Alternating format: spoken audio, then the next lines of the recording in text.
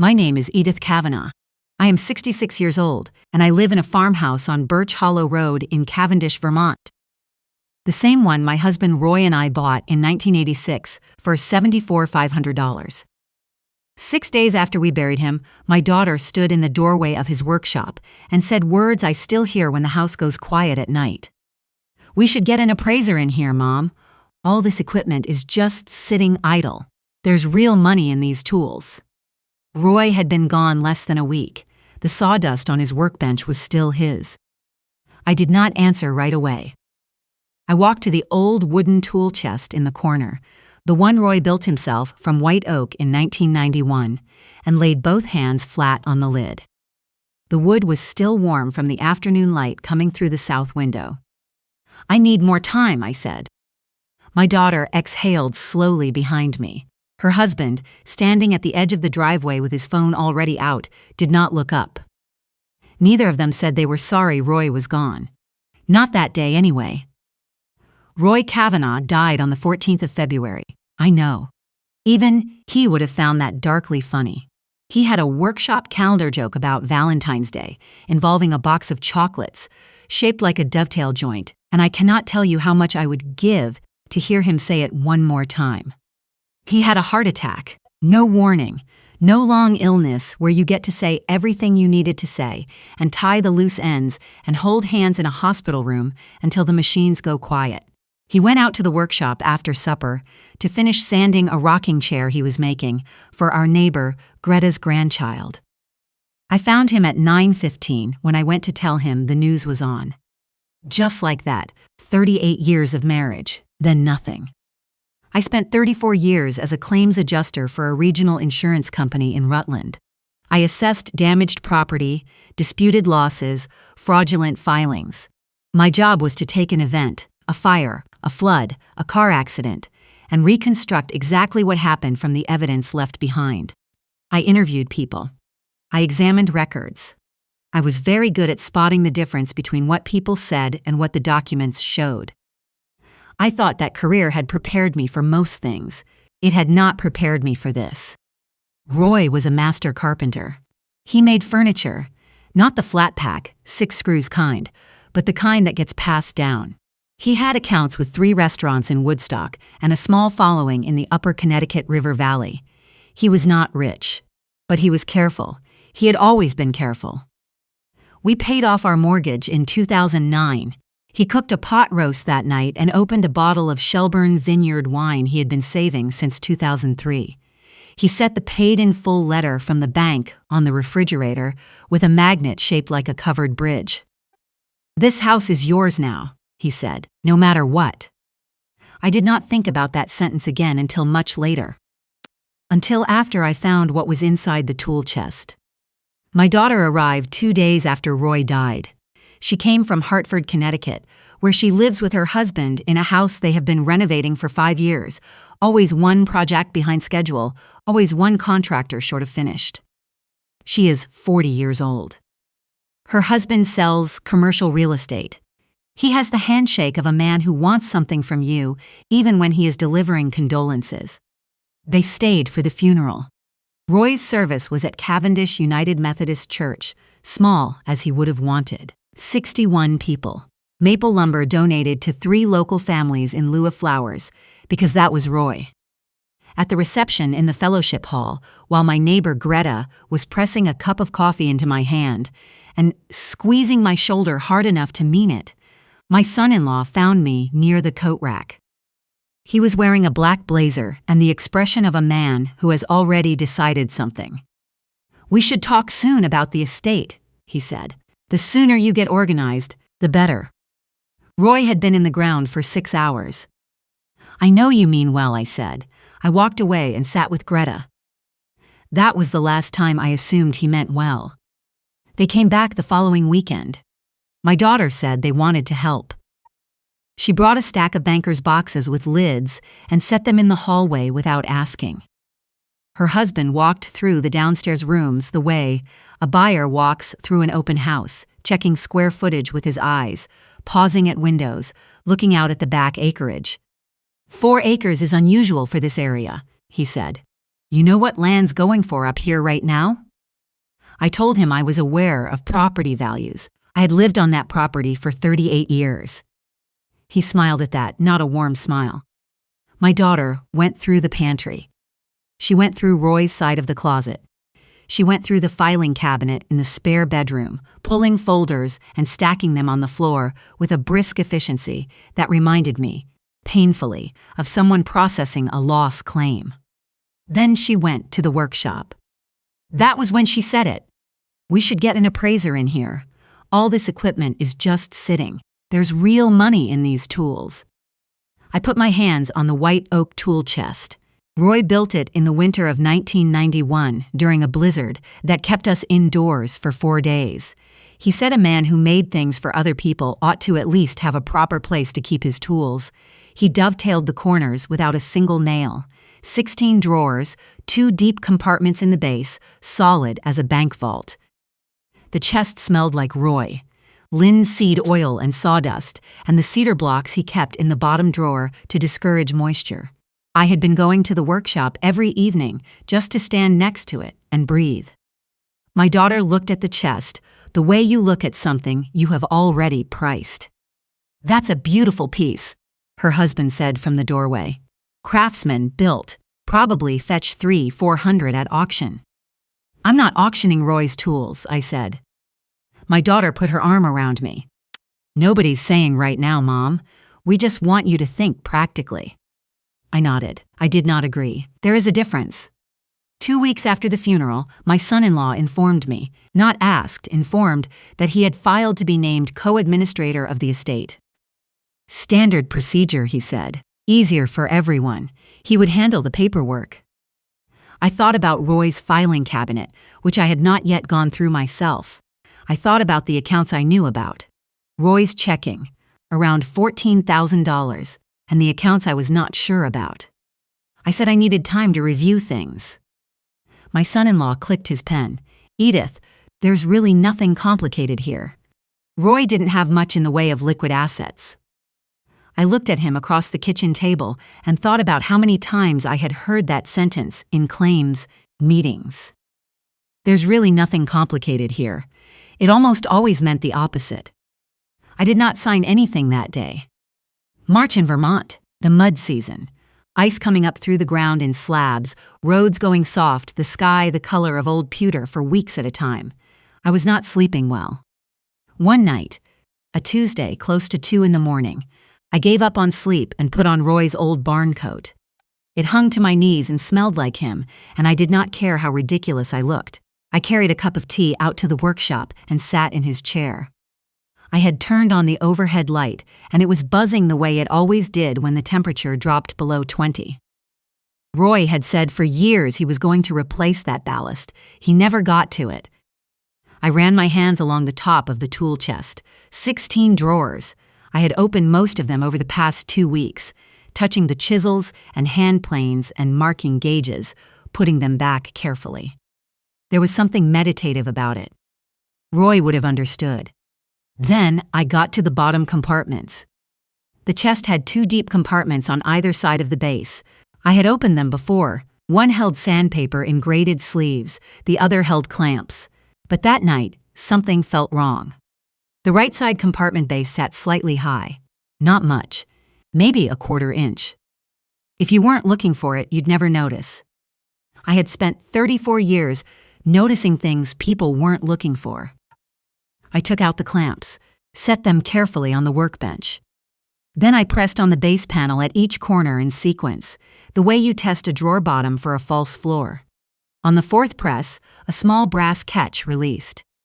The panel lifted on 2 small hinges. Inside, a white business envelope sealed with tape and a brass key on a paper tag. Roy's handwriting on the tag. Box 147, Green Mountain Savings, Ludlow Branch.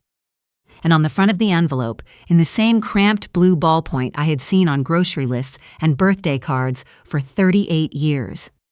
Bertie. That was his name for me, since 1984. My hands were shaking so badly I had to set the envelope down and breathe for a full minute before I could open it. The note inside was half a page. Roy's handwriting, careful and unhurried, the way he wrote when something mattered. Bertie, if you're reading this, I didn't get around to telling you myself, and I'm sorry for that. Box 147 at Green Mountain Savings in Ludlow. Take the death certificate and your ID. Everything in that box belongs to you. All of it. Don't let them talk you out of it. Don't let them rush you, and don't sign anything until you've seen what's in there. I love you. Roy. I read it 3 times. Then I held the paper to my face. Faint linseed oil, absorbed from years of being near his hands. He had written this, sealed it, hidden it, and he had trusted that I would not throw away his tool chest. I sat in that workshop until morning. Green Mountain Savings Bank, Ludlow branch. The following Monday, 8:15 in the morning, I brought Roy's death certificate, our marriage certificate, my driver's license, and the key. The branch manager, a man named Dale, unhurried, with reading glasses on a lanyard, checked the signature card, verified my identity, and walked me to the safe deposit vault without a single unnecessary question. Box 147 was a large format box. The key turned stiffly. The lid opened. Inside, a thick envelope, 3 smaller sealed envelopes labeled in Roy's hand, and a blue composition notebook with a rubber band around it. I sat down on the metal stool. First small envelope, a payable on death account registration from Green Mountain Savings. Beneficiary, Edith Marie Cavanaugh. Balance as of the January statement, $98,400. Second envelope, Green Mountain Federal Credit Union, POD account. Beneficiary, Edith Marie Cavanaugh. Balance, $112,700.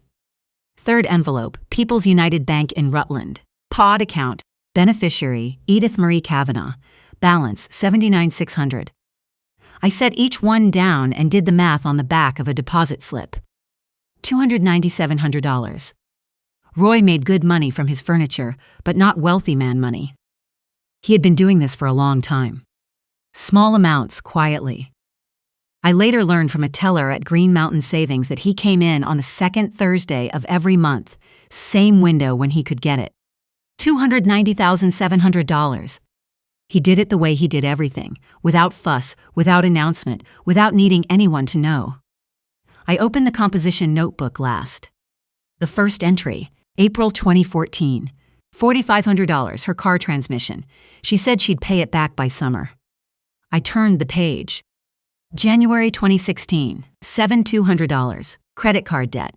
3rd time she's asked for this. Her husband doesn't know. October 2017, $9,000. Their renovation, kitchen. She said they'd refinance and settle up. Wrote it on a Post-it.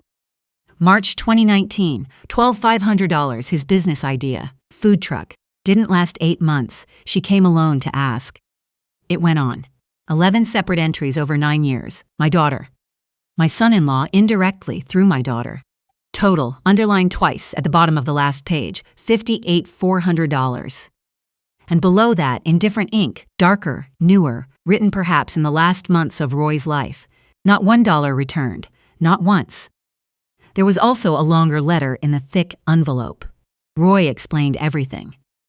He had watched the pattern develop over years. He had seen how my son-in-law talked about money, about the house, about what things were worth. He had decided, quietly and without drama, to make sure I had a foundation that couldn't be touched. The last line, I hid the key in the chest because you're the only one who would never get rid of it. You always understood that things worth keeping deserve to be kept. I sat in that vault room for 25 minutes. I counted the numbers 4 times. When I walked out into the March cold on Main Street in Ludlow, I stood on the sidewalk for a moment with the canvas bag under my arm and the sky doing that thing it does in Vermont in late winter. Bright and cold and completely indifferent, and I understood that Roy had been building me a wall for 12 years and had never once told me it existed. The following week, my son-in-law called about estate documents. He needed signatures. Expenses were mounting, he said. Estate administration fees, document storage, 3 trips to Cavendish for property assessment. I had spent 34 years reviewing expense claims. I said I would think about it. My daughter called that same evening, her voice at the careful register she used when she had rehearsed. This is a normal process, Mom. The sooner the estate closes, the sooner you can move forward. Move forward. I knew what that meant. The house, the 4 acres, Roy's workshop, priced and appraised and sold in a Saturday morning estate sale. I'm not in a hurry, I said. She told me they were worried, that I hadn't been myself, that the house was too much for one person. I thought about that. Roy had been gone 22 days. Perhaps not being entirely myself was understandable. I drove to the Windsor County Probate Court in Woodstock and requested the estate file for Roy Cavanaugh. The clerk found it in under 4 minutes. My son-in-law had listed total estate assets at $43,000, the checking account, Roy's truck, the workshop equipment. The house was correctly noted as jointly titled and excluded. But the expense claims were what I examined most carefully. Estate administration, $2,400 document handling and storage, $650, property assessment travel, 3 visits, $2,800 total claimed, $4,850 against a $43,000 estate. I made copies of everything, 20 cents a page. That evening, I spread the copies across the dining table and opened my laptop. My son-in-law had an Instagram account his wife followed, set to public. The $2,400 estate administration charge was filed on March 3rd. On March 2nd, he had posted a photo of a new built-in bookcase installed in their Hartford living room. He tagged the contractor. He tagged the lumber yard. He added 4 fire emojis. The $650 document storage fee was filed March 10th. On March 9th, my daughter posted a photo of new cube storage units she had assembled in their home office, tagged the furniture store, tagged herself. The $1,800 in travel expenses covered dates in late February and early March. The charges on the estate account matched a credit card reconciliation at a ski resort in Killington one weekend. 2 adults. Lift tickets included. Each line item in the estate filing, a lie. I photographed every page. Roy's composition notebook, the estate forms, the social media posts with their timestamps, the credit card charges. I laid Roy's notebook beside the estate filing copies and looked at them together. $58,400 borrowed over 9 years, $4,850 billed fraudulently to his estate in under 6 weeks. And they wanted to sell my house. I picked up my phone and called the Vermont Bar Association attorney referral line. Marion Feld called me back the same afternoon. She had an office on Merchants Row in Rutland, 3rd floor, a view of the parking garage. She was around 55, compact and decisive, with the manner of someone who had heard every flavor of family estate dispute and lost patience for the polite ones years ago. I set the file on her desk, the POD certificates, Roy's composition notebook, photocopied, the estate filing, photocopied, the social media screenshots, printed and dated. She read for 16 minutes, then she looked up. "These payable on death accounts are yours," she said. "They pass directly to the named beneficiary outside of probate. He has 0 legal authority over them." "And the expense claims?" She tapped the line items with her pen. "Breach of fiduciary duty. As co-administrator, he is legally obligated to manage estate assets in the interest of all beneficiaries, not fund his home renovation and a ski weekend." Marion outlined the plan. Collect the POD accounts. File a demand for formal accounting under Vermont probate statutes. Petition to remove my son-in-law as co-administrator. Surcharge motion to hold him personally liable for the fraudulent claims. "How long?" I asked. 60 to 90 days to a hearing. I had been patient for 66 years. I could do 90 more days. My daughter called 3 days later. Her voice had shifted, something harder and colder underneath the careful warmth. "Mom, I've been talking to a family attorney. She says, if you're making major financial decisions without consulting us, we may have grounds for a competency evaluation." I was standing at the kitchen counter, looking out at Roy's bird feeder hanging from the maple where he'd put it in 2007. I had filled it that morning for the first time since he died. Competency evaluation. I had seen this particular move before. In claims work, we called it a delay tactic dressed up in concern. "Your father left those accounts to me," I said. Your father's attorney can explain to your attorney what payable on death means. You're grieving. You're not thinking clearly. I've been thinking clearly for 34 years in a job that required it daily. She hung up. I sat at Roy's kitchen chair. The salt and pepper shakers, ceramic ones shaped like Vermont cows that Roy bought at a craft fair in Manchester, sat between us on the table like small witnesses. He had seen this coming. He had written it down. He had planned against it. Over 3 days in late March, I visited all 3 banks. Green Mountain Savings in Ludlow. Death certificate, marriage certificate, driver's license, the POD card. 40 minutes. $98,400 transferred to a new account in my sole name. Green Mountain Federal Credit Union in Springfield. Same documents, same process. $112,700. People's United Bank in Rutland. The teller, a woman my age with silver hair and bifocals on a beaded chain, looked at the POD card and then looked at me. Your husband opened this account in 2012, she said. He came in every month, regular as anything. She paused. He was always very kind. That sounds like Roy, I said. He never missed, not in 12 years. $79,600 transferred, $290,700 total, all in my name, none of it part of the estate. I drove home and sat in the driveway before going inside. The farmhouse looked the same as always. White siding, green shutters, Roy's wood stack against the south wall. Cords and cords of it he had split last fall and would not be there to burn. For the first time since February, I was not afraid of losing it. Marion filed the demand for formal accounting that Monday. My son-in-law called that afternoon. His voice was controlled in the way of a man, trying very hard not to shout. You hired a lawyer against your own family. I hired an attorney to protect Roy's estate, I said. Which is what you were supposed to be doing. This is insane. You have no idea what you're doing. I've spent 34 years reviewing fraudulent expense claims, I said. I have a reasonable idea. He hung up.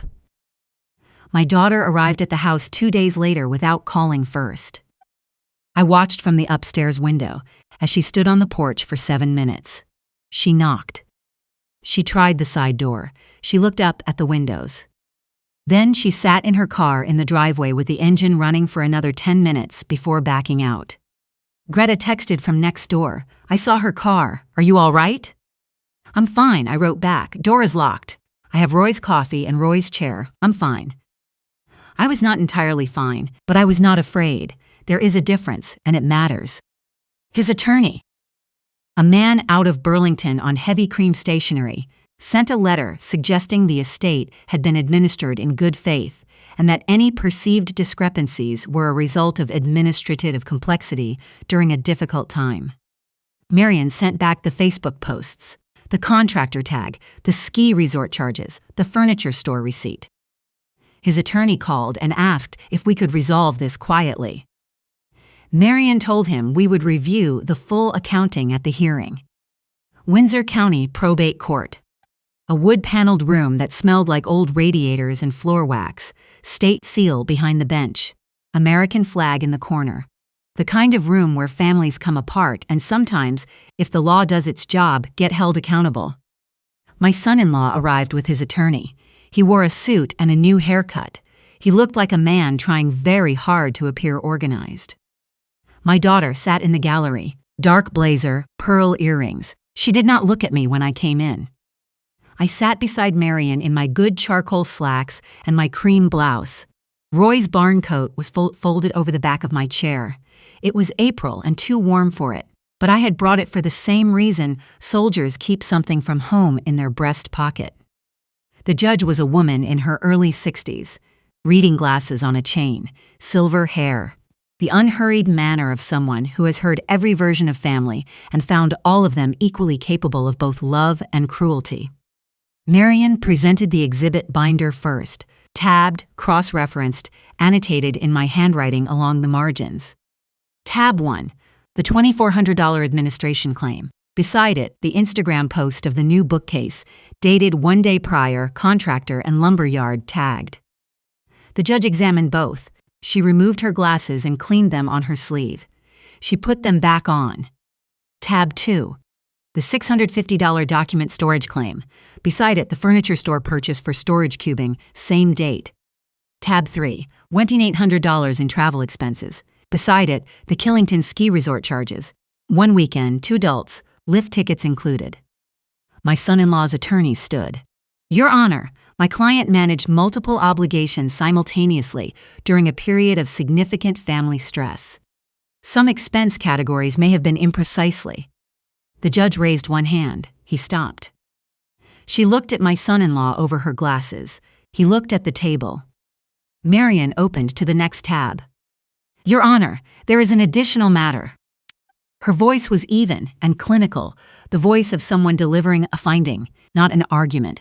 The decedent Roy Cavanaugh maintained a personal ledger documenting funds transferred to his daughter over a 9-year period.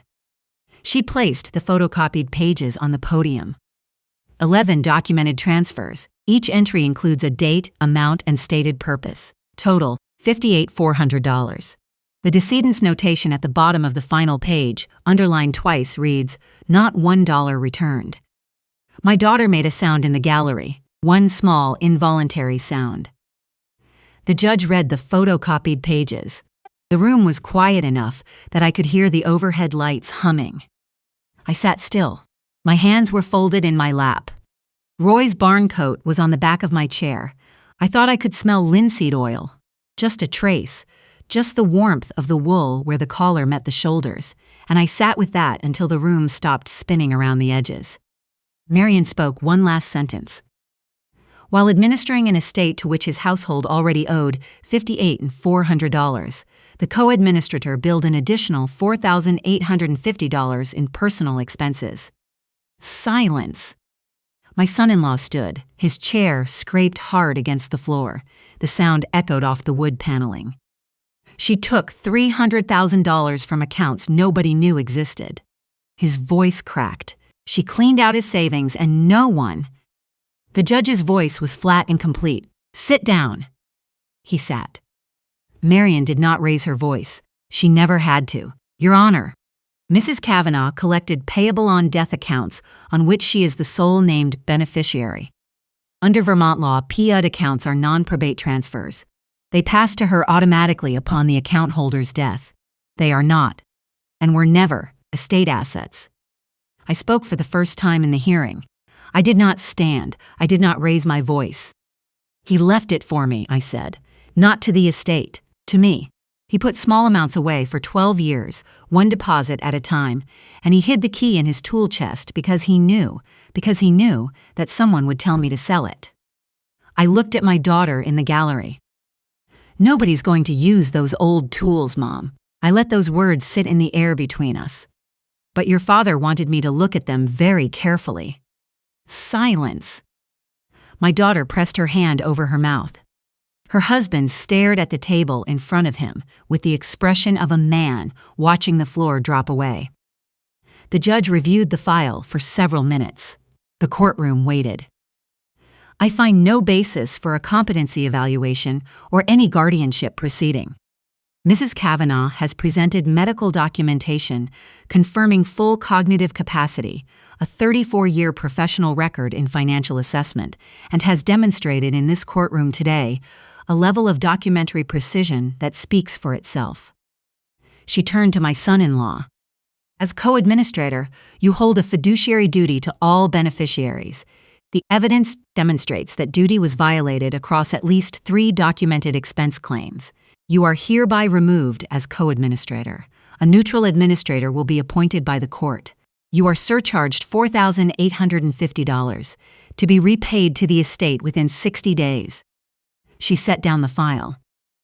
The $58,400 documented in the decedent's personal ledger is referred to civil court for recovery as a debt owed to the estate. Marion closed the exhibit binder. Her voice was low enough that only I could hear it. Roy knew exactly what he was doing. Yes, I said, he did. In the courthouse hallway, marble floors, the smell of old public buildings that is the same in every state. My daughter caught up to us near the elevator bank. She said just one word, Mom. I stopped. I turned. Her mascara had run. She looked younger somehow, the way people look when whatever they have been performing finally falls away completely. "I didn't think it was wrong," she said. "We thought we were helping you figure out what to do with everything." "You were helping yourselves figure out what to do with what I had." She opened her mouth, closed it. "When you're ready to talk about all of it," I said, "the money, the loans, what your father was trying to protect me from. I'll be here. I'm not going anywhere. But I'm also not going to pretend none of this happened." She nodded once, small. I walked out through the courthouse doors into the April sun.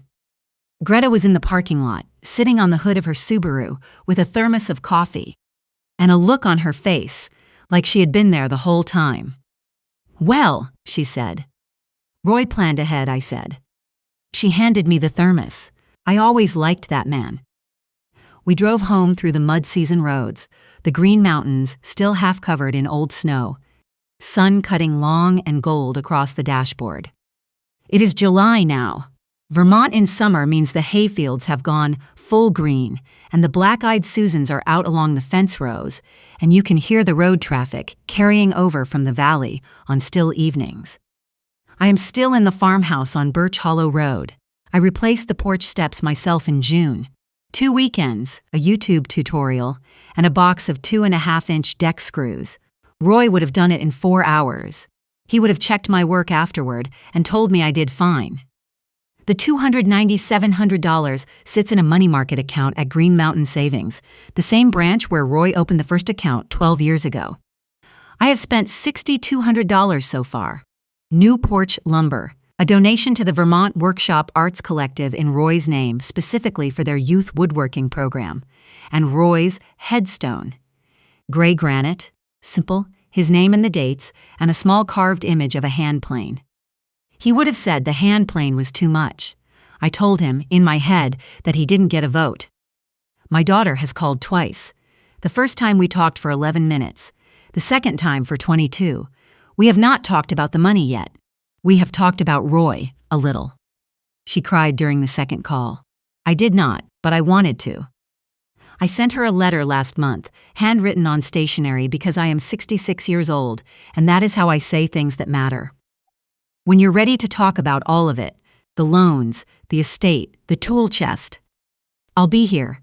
I'm not chasing you and I'm not hiding from you, but I'm also not going to need you to decide whether I'm allowed to stay in my own home. No response yet. I am all right with that. Some things take the time they take, and grief is one of them. Roy's tool chest is still in the workshop. I go out there some evenings. I open the drawers and look at his chisels and marking gauges, the ones he chose deliberately over 35 years, the way he chose everything. The linseed oil smell is still there, fading but there, deep in the wood fibers, the way scent holds in old things if you don't disturb them. The hidden compartment is still there, too. I leave it open now. It doesn't need to hide anything anymore. Greta asked me once if I regretted it, taking my daughter to court, exposing everything, making it public. I thought about it for a long time before I answered. Roy didn't hide those accounts to punish her. He hid them to make sure I was safe regardless of what anyone else decided to do. Protecting yourself is not a punishment to anyone who truly loves you. My daughter said I was holding on to old things that didn't matter anymore. She said the tool chest was just taking up space. She did not know, could not have known, that the most valuable thing Roy ever built for me was not a rocking chair or a dining table or a set of kitchen shelves. It was a locked compartment with a key inside it, and what he put beside the key wasn't just instructions. It was proof that he had seen clearly and planned carefully and trusted me, specifically me, to find it. Nobody thought that old tool chest was worth keeping. Nobody except the woman who understood, from 38 years of marriage and 34 years of examining evidence for a living, that the things people are quickest to dismiss are very often the things that matter most. Some mornings I go out to the workshop before the day starts, before the birds have finished at the feeder. Roy hung from the maple, and I put both hands flat on the white oak lid. The wood is smooth, 16 drawers, dovetailed corners, solid as anything he ever built. The linseed oil is fading. Like everything fades, eventually, if you wait long enough. But some mornings, if the workshop is cool and the light is coming in low and gold from the east window, I catch it. Just a trace. Just enough. That's Roy, quiet to the end, but never entirely gone.